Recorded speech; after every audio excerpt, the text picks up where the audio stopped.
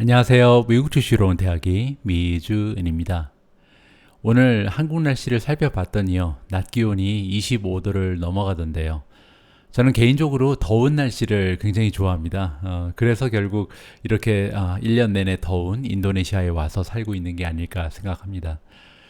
예전에는 해마다 무더운 계절이 찾아오면 한국을 방문하곤 했었는데요. 올 여름은 아무래도 힘들어질 것 같네요. 조금은 선선한 가을이라도 좋으니까 하루빨리 자유롭게 한국행 비행기를 탈 수 있는 날이 빨리 찾아왔으면 좋겠습니다. 올해는 더욱이 제가 각별하게 아끼는 우리 처제가 가을에 결혼식을 하거든요. 그 결혼식에 꼭 참가하고 싶은데 그때까지 상황이 좀 많이 진척됐으면 좋겠습니다. 자, 그러면 이제 찾아오는 올 가을 한국행 비행기를 타는 꿈을 꾸면서 5월 19일 오미주 읽어주는 남자 바로 시작합니다.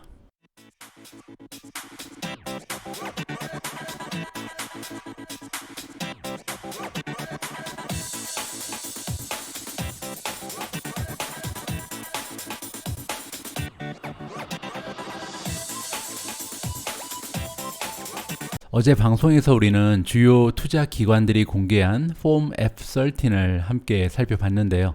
오늘도 몇몇 투자 기관의 F13이 나와 있어서 함께 들여다보는 시간을 준비했습니다. 어제 방송에서도 제가 한번 언급드렸는데요. 지금부터 함께 살펴볼 데이터는 지난 1월 달부터 3월 달 사이에 있었던 현황을 보시게 될 겁니다. 따라서 지금 그들이 보유하고 있는 주식은 조금 다를 수도 있고요. 현재 상황은 그때랑은 좀 차이가 있을 수 있으니까 이 점을 생각하시면서 함께 지켜봐 주시면 좋을 것 같습니다.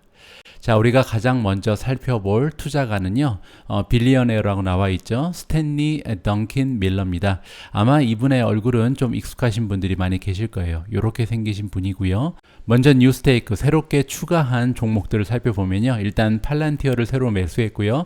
시티그룹, 그리고 쿠팡을 샀네요. 두 번째로 리퀴데이트라는 것은 이제 유동화한 거니까 팔아버렸다는 얘기죠. 어떤 주식을 팔았는지 보면요. 디즈니를 팔아버렸고요. 카니발 크루즈죠. 그리고 라이브 네이션도 팔았습니다. 덩킨 밀러의 그 투자 상황에서 좀 눈에 띄는 부분은 팔란티어입니다. 팔란티어를 거의 600만 주 가까이 매수를 했는데요. 그렇게 되면 금액으로 봤을 때 139밀리언이 나옵니다. 즉 1억 4천만 달러 가까이 지금 팔란티어에 투자를 하고 있다. 이렇게 우리가 살펴볼 수가 있는데요. 그렇게 되면 어제 우리가 참고해 봤던 더드 포인트 기억나시죠? 댄 로비라는 또 세계적인 유명한 투자자가 운영하는 그런 펀드잖아요. 이 서드 포인트의 행보랑은 반대죠. 왜냐면 댄 로브 같은 경우는 가지고 있던 팔란티어를 모두 이제 팔았다라고 우리가 어제 확인을 했잖아요. 두 명의 굉장히 유명한 투자자들이 서로 반대 방향으로 가는 것을 우리가 살펴볼 수가 있습니다. 여기까지 살펴보고요. 자, 다음으로 살펴볼 투자자는 데이비드 테퍼입니다. 데이비드 테퍼 이렇게 생긴 분이고요. 데이비드 테퍼 같은 경우는 파운더라고 써 있죠. 그리고 프레지던트, 아팔루사 매니지먼트라는 투자 기업의 창립자 그리고 프레지던트를 맡고 있는 그런 유명한 투자자입니다. 자, 이분 같은 경우는 이번에 테크 주식의 홀딩을 좀 많이 트림했다, 줄였다는 얘기죠. 그리고 이제 테크 주식을 팔아서 어디로 옮겼냐면 에너지 쪽으로 많이 옮긴 것으로 나와 있습니다. 1분기에 많이죠. 지금은 이제 또 어떻게 다른 양상을 보일 가능성도 있지만요. 자, 그래서 미스터 테퍼가 운영하고 있는 아팔루사 매니지먼트 같은 경우는요. 다 해서 7빌리언 정도의 자금을 운영하는 것으로 나와 있고요. 자, 아팔루사의 탑 홀딩들을 살펴보도록 하겠습니다. 다음과 같은 주식이 가장 그들이 많이 가지고 있는, 투자하고 있는 주식이고요. 첫 번째로 가장 비중이 높은 주식은 마이크론입니다. 티커가 MU죠. 보신 것처럼 한 9% 정도의 소유하고 있는 주식을 줄였고요. 아마존이 두 번째로 많은 비중을 차지합니다. 아마존 같은 경우도 가지고 있는 주식의 한 6% 정도를 줄인 것으로 나오고요. 세 번째로 비중이 높은 건 T-모바일. T-모바일은 조금 많이 팔았죠. 15% 정도 줄였습니다. 알파벳 네 번째고요. 알파벳도 9%를 팔았죠. 다섯 번째가 PG&E인데요. PG&E 같은 경우는 무려 33%나 가지고 있던 비중을 좀 줄여나갔습니다. 알리바바는 정말 많이 팔았죠. 가지고 있던 주식의 40%를 줄인 것으로 지금 나타나고 있고요. 반면에 옥시덴탈 같은 경우는 오히려 조금 늘렸습니다. 그리고 에너지 실렉트 ETF XLE라는 ETF 같은 경우는 비중을 굉장히 많이 늘렸죠. 거죠. 그래서 위에서 테크주를 좀 정리하고요. 그 현금을 가지고 지금 38%나 가지고 있던 비중을 늘린 것이 XLE라는 ETF다. 에너지 ETF다. 이렇게 생각하시면 될 것 같고요. 헬스케어 기업도 약간 줄였습니다. HCA 헬스케어를 5% 정도 비중 감소. 에너지 트랜스퍼도 5% 줄였고요. 트위터를 굉장히 많이 줄였죠. 트위터를 지금 44%나 감소시켰고요.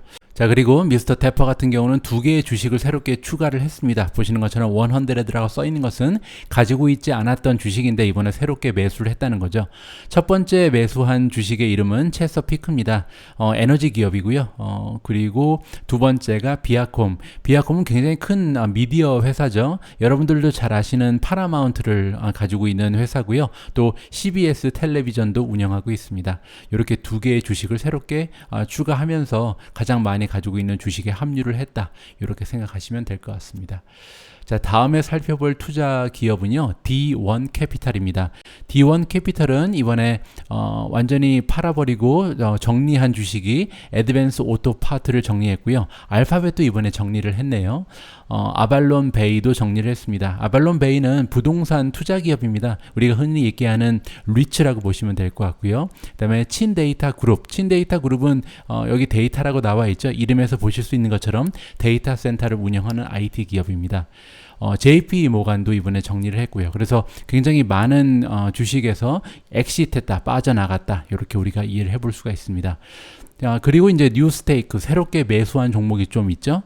첫 번째로 매수한 종목은 클루펜 그룹 홀딩즈입니다. 클루펜은 중국 기업인데요.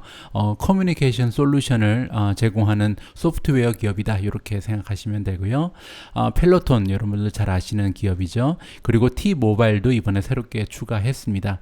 그리고 부스트 스테이크니까 가지고 있던 기존의 주식의 양을 좀 늘린 거죠. 데이터독을 좀 늘렸고요. 그리고 뉴 오리엔탈을 늘렸습니다. 뉴 오리엔탈이라는 기업 역시도 중국 기업인데요. 온라인 클래스를 제공하는 그런 기업이라고 보시면 되겠습니다. 리듀스 스테이크는 가지고 있던 보유량을 좀 줄였다.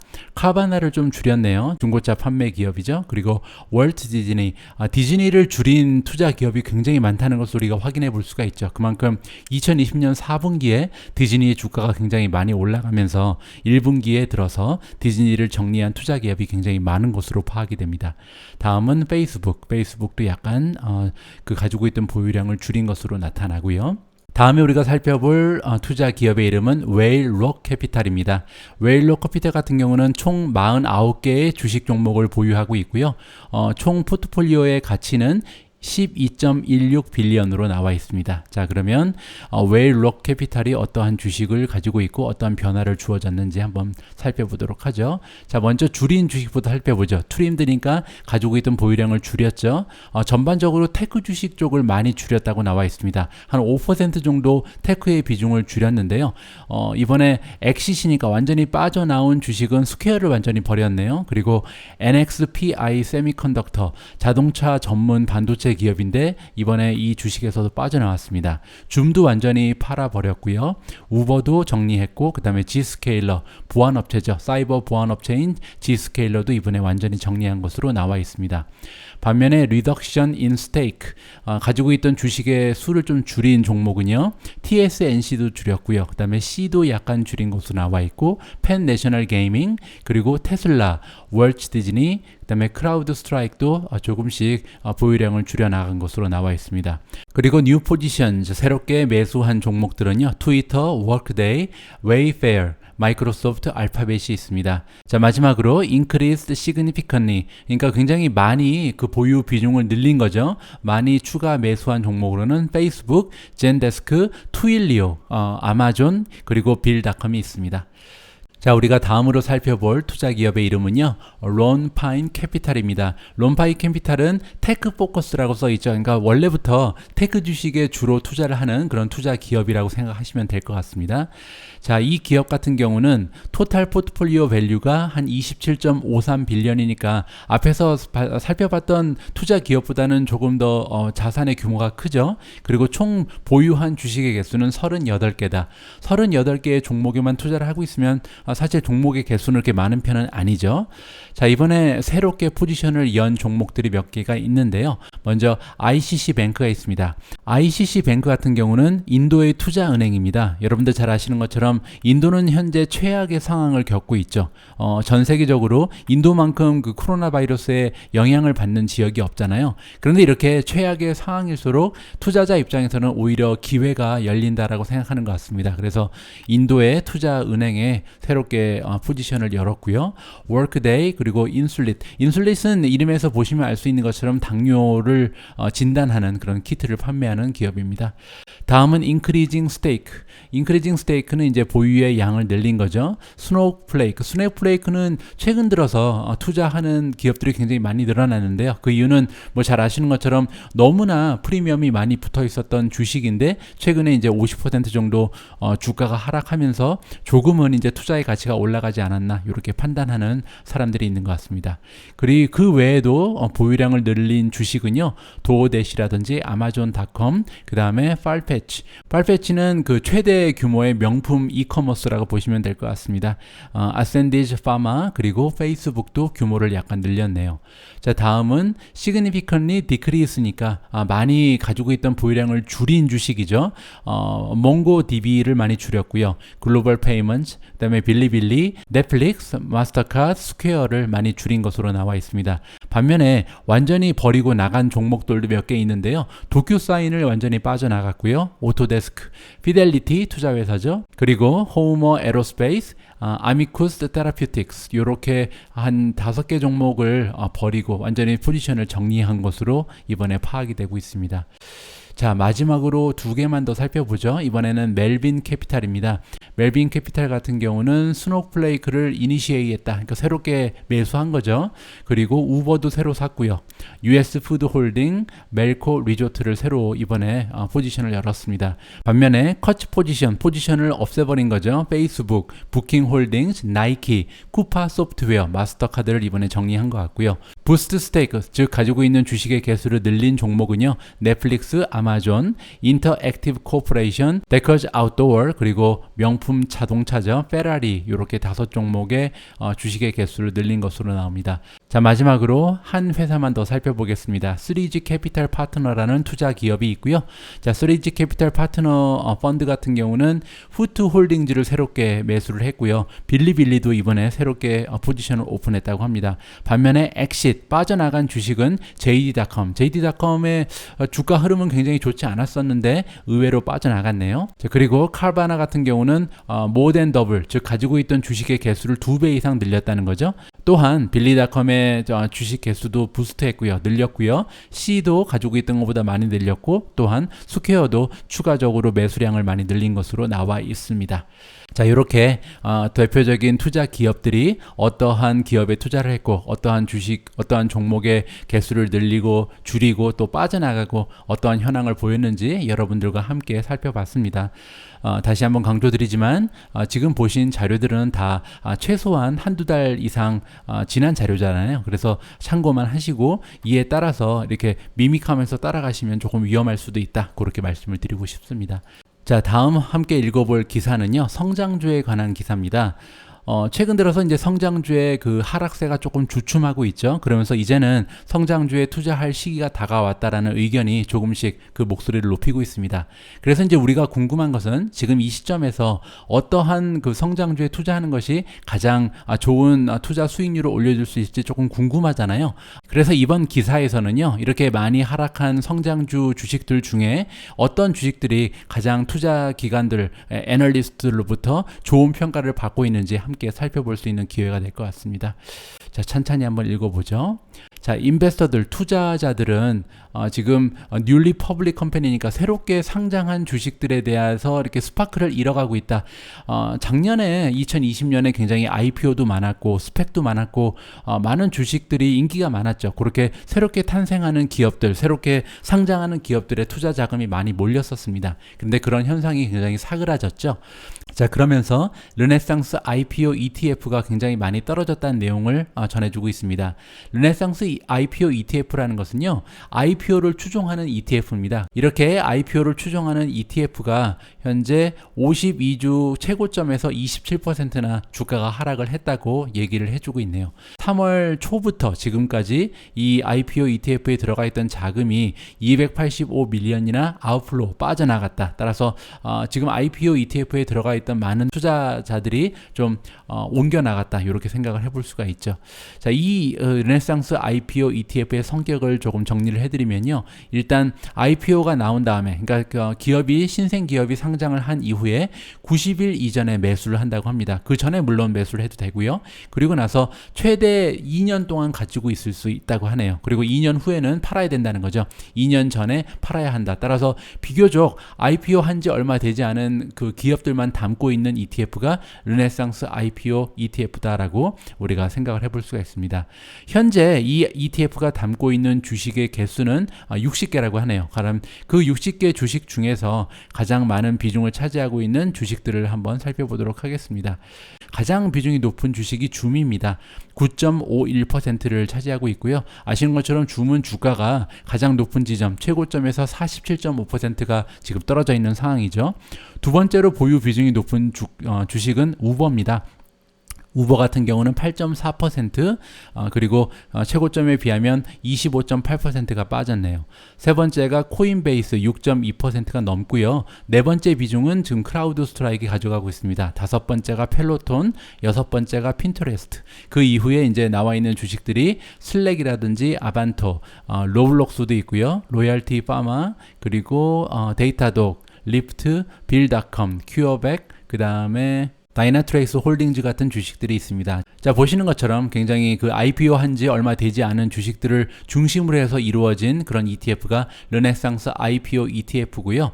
자, 지금부터는요, 지금까지 살펴보신 성장주의 리스트 중에서 월스트리트의 전문가들, 애널리스트들이 가장 좋게 보는 주식들은 어떤 것들이 있는지 하나하나 살펴보도록 하겠습니다.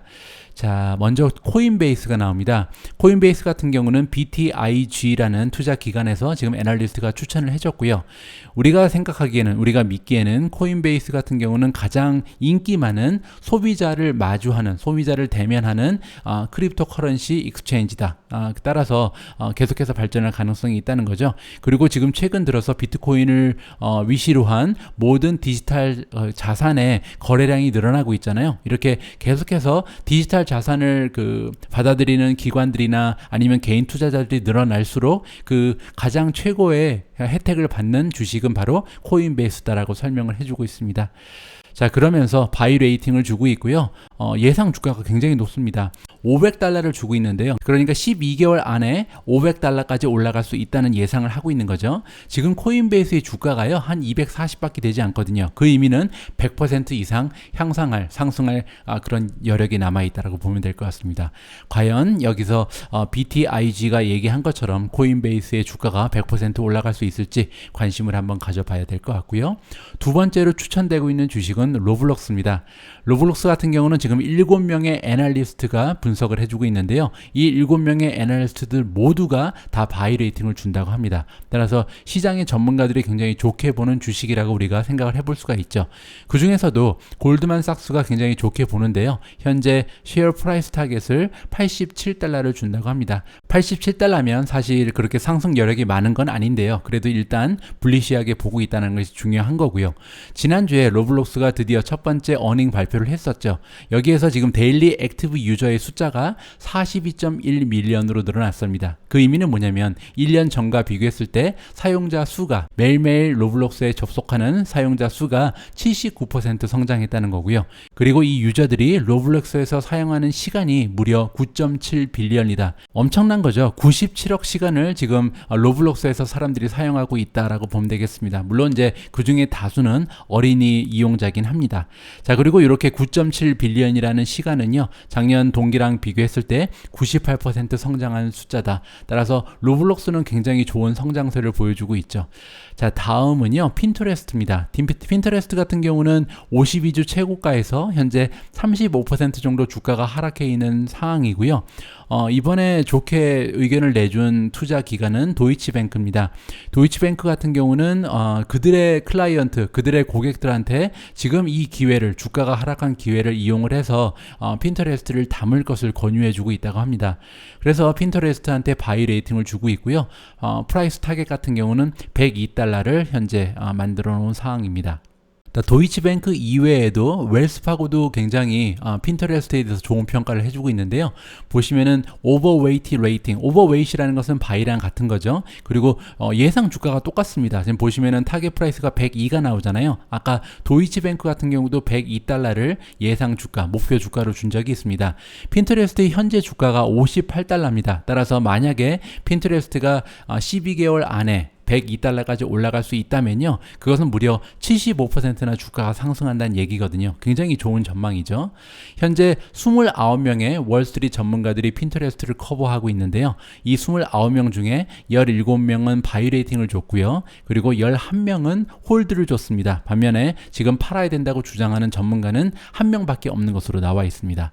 자, 다음 주식을 살펴보겠습니다. 이번에 추천된 주식은 펠로톤입니다. 자, 펠로톤 같은 경우는 회계분기 3분기에 세일즈 그로스, 매출의 성장이 141%나 됐습니다. 그러면서 이렇게 성장률이 좋았던 이유에 대해서 최근에 투자를 많이 했기 때문이라고 얘기해주고 있죠. 이 투자는 대부분 다 서플라이 체인에 했기 때문에 이 서플라이 체인이 향상하면서 딜리버리 숫자가 올라갔다, 이렇게 설명을 해주고 있습니다. 지금 보시면은 펠로톤 같은 경우는 올해 들어서 주가가 지금 35%나 하락하는 모습을 보였죠. 작년에 그런데 400%가 올라갔습니다. 작년에 400%가 올라간 이후에 35%가 떨어진 것은 사실 많이 떨어진 것도 아니다라고 생각을 해볼 수가 있죠. 자, 이번에 펠로톤에 대해서 긍정적인 평가를 해주고 있는 투자 기관은 크레딧 스위스입니다. 크레딧 스위스 같은 경우는 지금 섹터의 로테이션이 일어나고 있다. 따라서 지금 성장주에서 가치주로 투자 자금이 옮겨갔죠. 그리고 컴피티션이 점점 더 조금 힘겨워지고 있고요. 또 최근에는 그 안정성 문제가 좀 있었잖아요. 이렇게 악재들이 굉장히 많이 겹쳤는데도 불구하고 그러한 문제들 때문에 오히려 지금 엔트리 포인트에 리치했다. 엔트리 포인트라는 것은요, 주가가 많이 떨어져서 이제는 매수를 시작할 만한 그런 주가까지 떨어졌다라고 얘기를 하고 있습니다. 자, 그래서 크레딧 스위스가 좀 펠로톤에 대해서 아웃퍼폼, 매수 의견을 주고 있고요. 목표 주가는 152달러. 만약에 152달러까지 올라갈 수 있다면 현재 주가에 비해서는 50% 이상 성장할 여력이 남아 있는 겁니다. 펠로톤 같은 경우는 지금 현재 29명의 애널리스트가 평가를 해주고 있고요. 29명 중에 23명이 바이 레이팅을 주고 4명이 홀드를 줬습니다. 그리고 지금 펠로톤을 팔아야 된다고 주장하는 애널리스트도 2명이 있는 상황입니다. 자, 이렇게 기업들이 추천하는 성장주에 대해서 살펴봤습니다. 성장주 투자를 하시는 분들은 참고하시면 좋을 것 같습니다. 자, 다음 기사로 넘어갑니다. 자, 이번 기사에서는요, ESG 투자에 대한 기사가 나와 있어서 여러분들과 함께 공유를 해볼까 합니다. ESG는 여러분들 잘 아시는 것처럼 Environmental, Social Governance, 그래서 뭐 환경적인 영향이라든지 사회의 규범적인 영향을 생각하면서 투자하는 일종의 유행이죠. 그래서 이러한 역할을 하는 기업들에 우리가 투자를 해야 된다는, 어떻게 보면 하나의 캠페인이라고 보시면 될 것 같습니다. 따라서 ESG를 생각하면서 투자하는 것도 앞으로는 바람직한 방향이 될 수가 있거든요.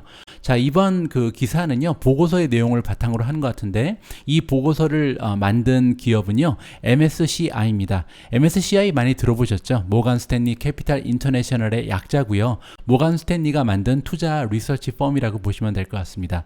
자, 이번에 MSCI에서 20개의 가장 커다란 펀드를 연구를 한 건데요. 이 20개의 가장 큰 펀드가 가지고 있는 종목들이 어떤 종목들인지 분석을 한 거죠.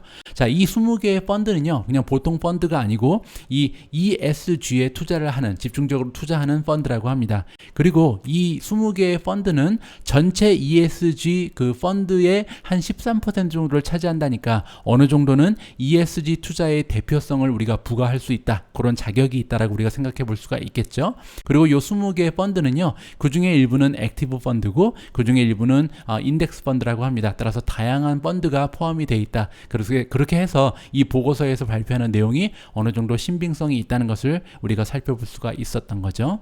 자, 보시면은 가장 먼저 눈에 띄는 현상이 하나 있는데요. 이런 ESG 펀드의 대부분이 IT 섹터에 20% 이상 투자를 하고 있다고 합니다. 따라서 이렇게 ESG 관련 펀드는 IT 종목들을 굉장히 좋아하는구나, 선호하는구나 우리가 생각을 해볼 수가 있는 거죠.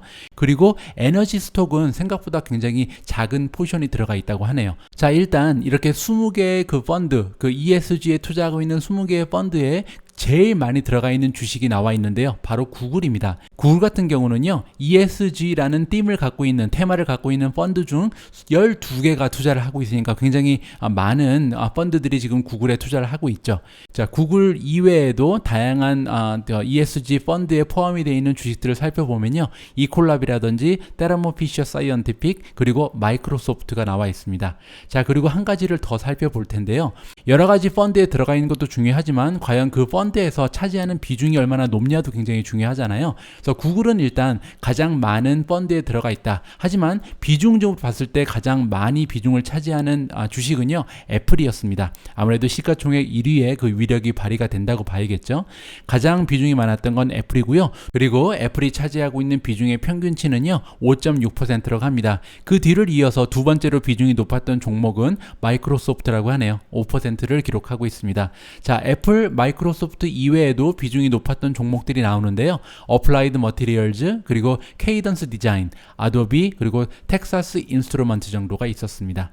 자, 이번에 함께 살펴볼 기사는요, 투일리오에 관한 기사인데요. 혹시나 여러분들 중에 투일리오에 투자하고 계신 분이 계시면 이번에 굉장히 좋은 소식을 접하실 수가 있습니다. 투일리오가 지금 850밀리언을 들여서 집위비라는 기업을 인수를 했는데요. 여기에 대해서 지금 애널리스트들이 굉장히 칭찬을 한다라는 제목을 보여주고 있습니다. 자, 투일리오가 포지티브, 긍정적인 애널리스트들의 반응을 얻어내고 있다. 850억을 들여서 인수를 했는데 그 인수한 기업이 SMS 서비스를 제공하는 집위비다라고 얘기해 주잖아요. 집위비라는 기업에 대해서 잠깐 설명을 드리면요, 기업과 고객 간의 그 텍스트 서비스를 제공하는 기업입니다. 카톡의 기업 버전이라고 보시면 되겠죠. 그래서 지금은 뭐 개인 간의 그 카톡은 굉장히 많이 쓰잖아요. 그런데 이것을 이제 기업과 고객 간에 연결하는 툴로 사용할 수 있게끔 도와주는 그런 기능이다, 이렇게 생각하시면 될 것 같습니다. 자, 그래서 어떤 기업들, 어떤 투자 기관들이 좋은 평가를 해주고 있는지 한번 살펴보죠. 일단 코벤 같은 경우는요, 이번 딜로 인해서 투일리오가 기회를 가지게 될 것이다. 다른 벤더들은 가지지 못한 그런 능력을 갖게 될 것이다 라고 얘기하고 있습니다. 그러면서 얘기해주는 점이요, 집위비 성장률이 굉장히 좋은가 봅니다. 이렇게 성장률이 좋은 기업을 인수했기 때문에 디맨드가 계속해서 올라갈 수밖에 없다, 좋은 트렌드를 보일 것이다 라고 얘기하고 있습니다. 그러면서 프라이스 타겟을 줬는데요, 무려 515달러가 나왔습니다. 현재 그 투일리오의 주가가 300이 되지 않거든요. 따라서 300도 되지 않는 현재 주가가 515까지 올라가게 되면 72%라는 주가의 상승이 가능하다, 우리가 계산을 해볼 수가 있고요. 자, 모간 스탠리도 좋은 얘기를 해줬네요. 모간 스탠리가 얘기하기를 투일리오의 능력이 확장될 것이다 라고 얘기하고 있습니다. 디지털 인게이지먼트를 커스터머랑 하고 있다. 그래서 커스터머랑 디지털을 이용해서 소통을 하는 이런 기업이거든요, 투일리오가. 근데 그거를 조금 더 퍼스널라이즈하게, 그러니까 기계처럼 하는 것이 아니고 굉장히 개인적이고 좀 친밀한 관계를 유지하면서 소통을 할 수 있게끔 프로그램이 확장될 것이다 라고 얘기를 해주고 있습니다. 그렇게 되면서 경쟁 기업을 뿌리칠 수도 있다라고 얘기하죠. 타겟 주가는 420을 주고 있습니다. 그리고 또 제프리도 좋게 보고 있는 것 같습니다. 제프리라는 투자 기업은요, 이번에 집위비 도입이 되면서 인티그레이션, 통합이 될 것이다. 뭐랑 통합이 되냐면요, 라지 US 커리어. US 커리어라는 것은 미국의 항공사들을 얘기하죠. 집위비 US 항공사들이랑 굉장히 좋은 파트너십을 이미 가지고 있다라고 얘기합니다. 따라서 투일리오가 미국의 항공사들과 릴레이션십을 강화할 수 있는, 그들과 이제 협업을 할 수 있는 계기가 마련이 된 거죠. 자, 이렇게 다양한 이유를 가지고 이번에 집위를 인수한 건은 투일리오에 굉장히 호재로 작용할 것이다라고 많은 투자자들이 얘기를 해주고 있는 것 같습니다. 자, 다음 기사는 테슬라에 관한 내용인데요. 조금 좋지 않은 내용입니다. 간단히 한번 살펴보죠. 테슬라가 보고하기를 지금 10K 카니까 10,000대잖아요. 10,000대의 전기차가 지금 묶여져 있다. 어디에 묶여져 있냐면 프리몬트 팩토리에, 공장에 묶여져 있다고 합니다. 그 이유는 뭐냐면 지금 부품이 모자르기 때문에, 여러분들 잘 아시는 것처럼 자동차 반도체가 품귀 현상을 빚고 있잖아요. 그러면서 이제 프리몬트 팩토리에도 영향이 가는 것으로 나와 있습니다. 현재 10,000대 가까이 되는 전기차 차들이 홀드가 돼 있는데 딜리버리를 할 수가 없다는 거죠. 그러면서 이제 미싱 파트, 현재 부품이 모자라서 이러한 현상이 일어나고 있고요. 그리고 지금 현재는 만대지만 만대에서 그 넘버, 그 숫자가 조금 더 올라갈 가능성도 있다고 합니다. 왜냐하면 이 문제가 지금 지속되고 있거든요. 지금 반도체 품귀 현상이 단시일에 해결될 기미가 보이지 않고 있잖아요. 따라서 어떻게 보면 이번에 Q2의 딜리버리 숫자에 어느 정도 영향을 끼치지 않을까, 이렇게 조금 걱정되는 그런 기사가 나와서 여러분들과 함께 읽어봤습니다. 자, 다음은요, 어제 C라는 기업이 어닝을 발표해서 여러분들과 함께 그 결과를 체크해 보도록 하겠습니다. C EPS 미스죠. 그러니까 전문가들의 예상을 달성하지 못했죠. 0.07, 7센트 정도가 부족했고요. 하지만 레비뉴는 초과 달성했다라고 나오고 있습니다. 자, 1분기의 갭 EPS를 보시면 마이너스 0.62가 나왔고요. 마켓의 전문가들의 예측치랑 비교해보면 7센트 정도가 모자랐다고 합니다. 반면에 레비뉴 같은 경우는 1.8 빌리언을 만들어냈는데 전년도랑 비교해보면 무려 146.6%가 올라갔습니다. 대단하죠? 성장률이 150% 가까이 되는 거죠. 그리고 시장의 전문가들이 예상했던 매출의 예상치보다도 20밀리언이 더 나왔다고 합니다. 여기서 굉장히 좋은 소식이 하나 더 있는데요. 어저스티드 에비타인데요. 어저스티드 에비타가 88.1밀리언이 나왔습니다. 그리고 이 수치를 1년 전에 2020년 1분기랑 비교를 해보면 확연한 차이가 나거든요. 올해는 지금 흑자가 나온 거잖아요. 플러스 88. 근데 작년에는 적자였고 무려 69.9밀리언이 마이너스가 났었습니다. 따라서 단 1년 만에 굉장히 매출도 많이 올랐고 150% 가까이 올랐고요. 또 이렇게 매출이 향상하면서 어저스티드 에비타도 마이너스 70밀리언 가까이 됐던 것이 플러스 88밀리언으로 현격하게 향상되는 모습을 보였다. 이렇게 우리가 정리를 해볼 수가 있죠. 자, 오늘 우리가 함께 읽어볼 마지막 기사는요, IPOE 스펙에 관한 기사가 나왔습니다. 자, IPOE가 어제 장중에 10% 가까이 올라가는 모습 보였잖아요. 그 이유는 뭐냐면 지금 스펙이 합병을 앞두고 있다. 누구랑 합병을 하는지는 여러분 잘 아시는 것처럼 소파이랑 합병을 앞두고 있잖아요. 그리고 그 밸류에이션은 8.7 빌리언 정도가 된다. 자, 이렇게 장중에 10% 넘게 올라갔던 그런 주가는요, 마지막에 약간 떨어진 것 같습니다. 그러면서 시장이 마감됐을 때는 16.80으로 마감이 됐고요. 그래도 이 수치는 역시 전일 대비해서 8.5%가 올라간 굉장히 좋은 수치죠. 그리고 지난주 목요일 이후의 주가의 흐름을 살펴보면 단 일주일 만에 15%라는 건강한 성장률을 보여주고 있습니다. 자, 이렇게 좋은 모습을 IPOE가 보여주고 있는 이유는 여러분들 아시는 것처럼 5월 27일에 투표가 있습니다. 그래서 인베스터들, 이번에 스펙 주식 IPOE에 투자를 하고 있는 그 투자자들이 투표를 하죠. 이 투표의 결과에 따라서 결국 이제 합병이 결정이 되고요. 그 다음날 발표가 날 것 같습니다. 그리고 만약에 이 주주들이 이번 딜을 승인을 하게 되면 5월 28일 이후부터는 IPOE는 더 이상 거래가 되지 않습니다. 그리고 이 IPOE라는 티커 대신에 6월 1일 월요일이죠. 월요일부터는 SOFI로 드디어 이제 주식이 매매가 시작된다. 이런 얘기입니다.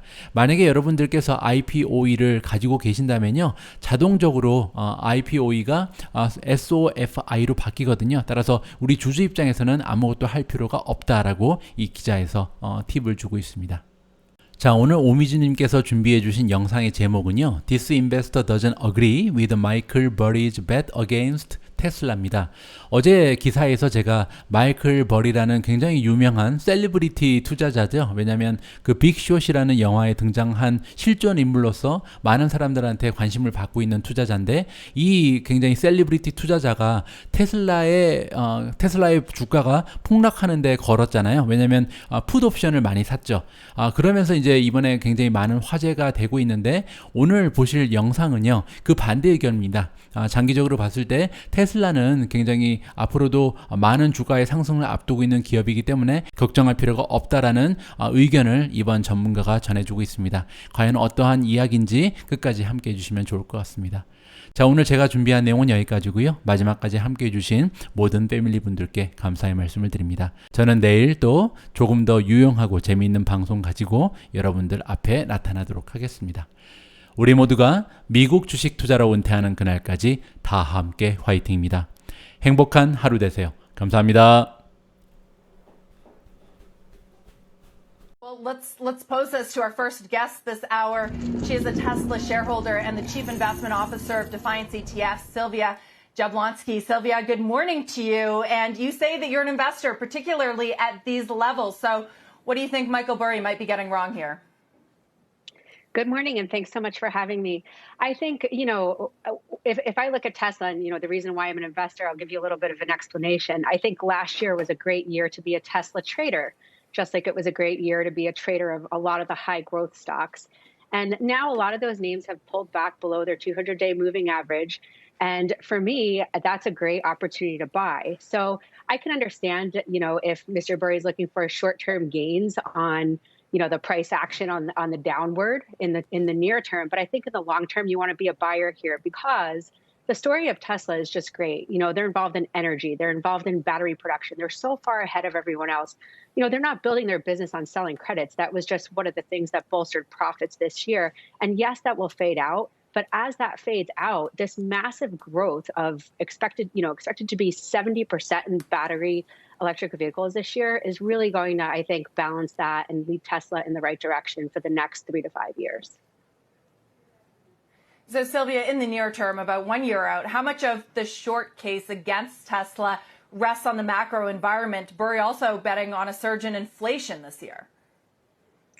Yeah, so I think, inflation and fears about the 10-year are just, again, hitting high growth stocks. There's been a pullback in some of the EV names off of the idea that there's a shortage in semiconductors. So for Tesla specifically, Model S, Model X, battery cells, some of that is going to be a little bit delayed, and that will impact short-term profits in the stock. But I think that this is a pretty good level and a pretty good low for Tesla to consider getting back in because, again, there's just so much going on that benefits this stock. You mentioned President Biden visiting the Ford plant today. Well, $174 billion is going to go to either consumer credits or the companies themselves that essentially develop these EV vehicles. That's a massive investment. There's this push towards global carbon neutral, and that's going on in Europe and in China. China and Europe are 60% of EV sales, and we have to catch up. So I think that even if there's more competition, there's short-term delays, the long-term story favors Tesla. Within the year, maybe in the next couple of months or so, there's volatility in the stock, but right. I'm holding it for the long term. Well, that's what I mean, though, because, I don't think folks like Burry are in this for years or in much of anything for years necessarily. They're trading and they're placing bets. Would it shock you if Tesla dropped, Sylvia, along with the crypto trade and meme trade, not just volatility, but perhaps for months at a time? I wouldn't expect that to happen for months at a time, just because I think a lot of the infrastructure spending is going to come quickly, and a lot of the advancements and sort of the work on the semiconductor side to pump out, some of the chips and things to get these companies going again is going to happen within months. For the next month or two, could we expect volatility and prices to pull back a little more? Sure, but I wouldn't expect him to sit in that trade for a long time. You mentioned it in your intro. Betting against Elon Musk for the last 3 years would have been a really bad idea. Finally, it's interesting. You look at a chart of Tesla over the past couple of weeks, and a chart of Bitcoin. It looks like a tracking stock. And I wonder if you think that was Musk's intent, or if maybe he has opened a bottle here that maybe he wants to put back in a little bit. If I had to guess, it might be a bottle that he might want to put back in a little bit. I don't love the correlation of the two. I think that they're two completely separate creatures. But obviously, Tesla saying that they will accept Bitcoin as payment really boosted the price up. And now coming back and backtracking on that is really what's sort of shooting cryptocurrencies down, specifically Bitcoin down. So I don't love that, sort of marriage between the two. And I personally hope it goes away. But I am bullish on both asset classes. I'm heavily invested in both asset classes. And I just think about future disruption innovation. So future and disruption innovation in payments, and again, in cars, and macro backdrop, again, of, regulatory favoring low carbon emissions and growth in EV. Yeah, maybe we have to look at Tesla and Dogecoin together as well in the future. Sylvia, thank you so much, Sylvia Jablonski.